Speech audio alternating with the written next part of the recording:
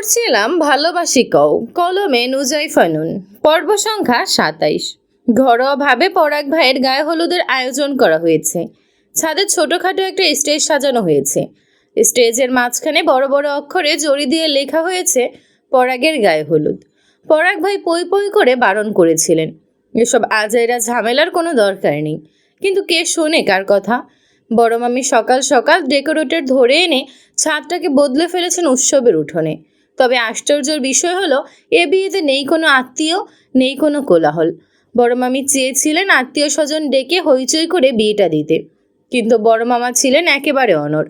এই বিয়ে নিয়ে এক কথা দুই কথায় মামার সঙ্গে মামির তুমুল ঝগড়া লেগে যায়।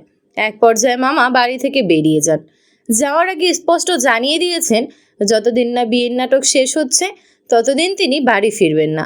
যদিও মামার বাড়ি ফেরা না ফেরা নিয়ে মামির কোনো মাথা ব্যথা নেই, তার যত মাথা ব্যথা পরাগ ভাইয়ের বিয়ে নিয়ে। তিনি যে কোনো উপায়ে সোনাইরা ম্যামের সাথে পরাগ ভাইয়ের বিয়েটা দিতে চাইছেন। তার কাছে সোনাইরা ম্যাম সোনার ডিম পাড়া হাঁস। তাকে বাগে আনতেই মামির যত আয়োজন। বিয়েতে সবচেয়ে বেশি আগ্রহ তার। তিনি একা হাতেই সব কিছু দেখছেন, কেনাকাটা থেকে শুরু করে পরাগ ভাই কি পরবেন কি পরবেন না, কোন রঙের পাঞ্জাবিতে তাকে মানাবে, গাড়ির গায়ে কোন ফুলটা ফুটবে, বাসর ঘরের দেয়ালে কোন রঙের পর্দা ঝুলবে, সব কিছুর দায়ভার একা হাতে তুলে নিয়েছেন তিনি।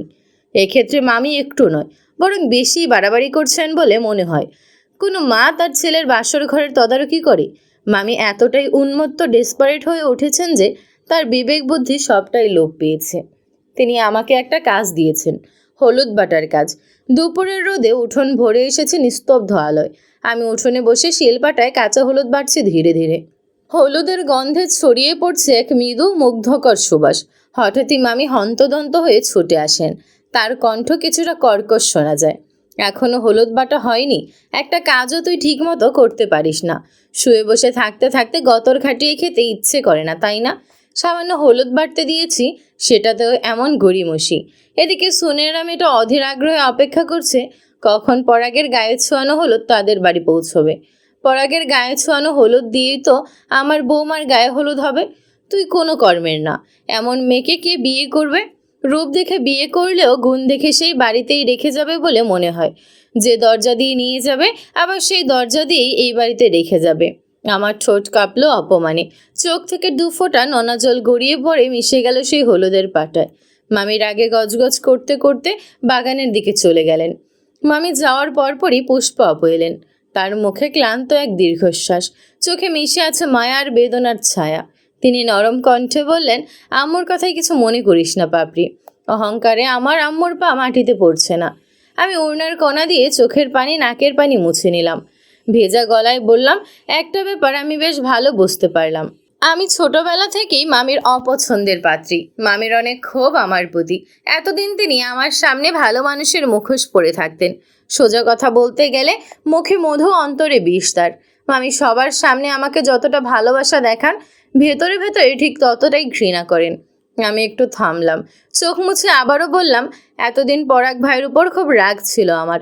শুধুমাত্র পরাগ ভাইয়ের উপর রাগ করে আমি কানাডা যাওয়ার সিদ্ধান্ত নিয়েছিলাম। ভাবতাম তিনি বিয়ের পরও কেন এভাবে লুকোচুরি খেলছেন, কেন বিয়ের ব্যাপারটা সবাইকে বলছেন না। কিন্তু এখন আমার সামনে সবটাই স্বচ্ছ কাচের মতো পরিষ্কার হয়ে যাচ্ছে। মামি যে আমাকে পছন্দ করেন না সেটা হয়তো পরাগ ভাই জানেন। হয়তো মামির ভয়ে তিনি বিয়ের ব্যাপারটা হাইড করে রেখেছেন। ইউ আর রাইট পাপড়ি। ফুপি ফুপা জীবিত থাকাকালীন দাদু একবার তোর আর ভাইয়ার বিয়ের কথা তুলেছিলেন। আম্মু তো রেগে আগুন। সেদিনই কাট কাট গলায় জানিয়ে দিয়েছিলেন তার বান্ধবীর মেয়ে ঝুম সিদ্দিকির সাথে ভাইয়ার বিয়ে হবে। আম্মু তাদেরকে কথা দিয়ে রাখছে। এখানে আম্মু মান সম্মানের ব্যাপার। কথার হেরফের হলে আম্মু এই বাড়ি ছেড়ে চলে যাবে। কিন্তু আম্মু যখন দেখলো ভাইয়া চেয়ারম্যানের মেয়েকে বিয়ে করতে চাইছে, তখন লোভে আম্মুর চোখ চকচক করে উঠল। ঝর্ণা আন্টির সাথে তার 30 বছরের বন্ধুত্ব এক নিমিষেই শেষ করে দিলেন। সোনেরা এই বাড়ির বউ করার জন্য মরিয়া হয়ে উঠল। তবে একটা কথা জানিস পাপি, ভাইয়া সবার সামনে তোকে যতটা অপছন্দ করার নাটক করে, ভেতরে ভেতরে ততটাও অপছন্দ করে না। ভাইয়া যে বিয়ের কথাটা একেবারেই বাড়িতে জানাতে চায়নি এমনটা নয়। ভাইয়া ভেবেছিল তুই আমাদের সঙ্গে কিছুদিন থাকলে আম্মুর হৃদয়ে হয়তো একটু মায়া জন্মাবে, হয়তো তোর মিষ্টি হাসিতে গলে যাবে তার কঠিন মন। তখন আম্মু নিজেই ভাইয়ার কাছে এসে বলবে, এই মেয়েটা আমার বৌমা হোক। আর ভাইয়া হাসি মুখে সব বললে সবাইকে, কিন্তু ভাইয়া ভুল ছিল। 6 মাস একসাথে থাকার পরও তোর প্রতি আম্মুর মায়া ভালোবাসা কোনোটাই জন্মায়নি, তবে রাগ ক্ষোভ ঘৃণা জমেছে। আপুর কথায় অস্পষ্টভাবে হাসলাম আমি। মনে মনে বললাম, শুধুমাত্র পরাগ ভাইয়ের উপর রাগ অভিমান থেকে আমি তার জীবন থেকে সরে যেতে চেয়েছি। ভাবতাম দূরে থাকলেই হয়তো শান্তি পাবো, হয়তো ভুলে যেতে পারবো সব কিছু। কিন্তু মামির এত বড় একটা কথা সত্যি জানার পর আমি আর চুপ করে বসে থাকতে পারি না। তিনি যেমন এ বাড়ির বউ, ঠিক তেমনই আমিও এই বাড়ির বউ। এই বাড়িতে তার যতটা অধিকার রয়েছে, আমারও ঠিক ততটাই অধিকার রয়েছে। আমার অধিকার আমি ঠিক বুঝে নেব। আজকে যত ফুর্তি করে নিক, হাটে হাড়ি তো বিয়ের দিন ভাঙবো আমি। পরাগ ভাইয়ের পরনে হলুদ পাঞ্জাবি, নিচে সাদা পায়জামা, ফর্সা গায়ে হলুদ রংটা দারুণ মানিয়েছে। দেখতে মারাত্মক হট লাগছে, চোখ ফেরাতে ইচ্ছে করছে না। বুকের ভেতর কেমন যেন ধাক্কা মেরে উঠছে। এই মুহূর্তে তিনি সোফায় বসে ল্যাপটপে কিছু একটা করছেন। মাঝে মধ্যে নিচের ঠোঁটটা দাঁতের ফাঁকে হালকা কামড়ে ধরছেন। ইচ্ছে করছে ওই ভেজা ঠোঁটে নিজের ঠোঁট ছুঁয়ে দিয়ে রসটুকু চুষে নিতে। তিনি আমার অস্থিরতা বুঝতে পারলেন কিনা ঠাউর করতে পারিনি, তবে তিনি চোখ মেলে তাকালেন, ইশারায় বোঝালেন কি চাই। আমি ঠোঁট কামড়ে বললাম আপনাকে। তিনি বিরক্ত চোখে তাকালেন, তবে কিছু বলতে পারলেন না। বড় মামির আগমন ঘটল। তিনি ভ্রু কুঁচকে বললেন, তুই এখনো ল্যাপটপ নিয়ে পড়ে আছিস? সবাই ছাদে তোর অপেক্ষা করছে, তাড়াতাড়ি চল। পরাগ ভাই বাধ্য ছেলের মতো ল্যাপটপের শাটার টেনে বন্ধ করে দিলেন। অতঃপর আমার দিকে এক পলক তাকিয়ে হন হন করে ছাদের দিকে পা বাড়ালেন। আমি ছাদে না গিয়ে সোজা নিজের রুমে এসে জানালার সামনে দাঁড়ালাম। চুপচাপ নিঃশব্দভাবে চোখ রাখলাম বাইরে।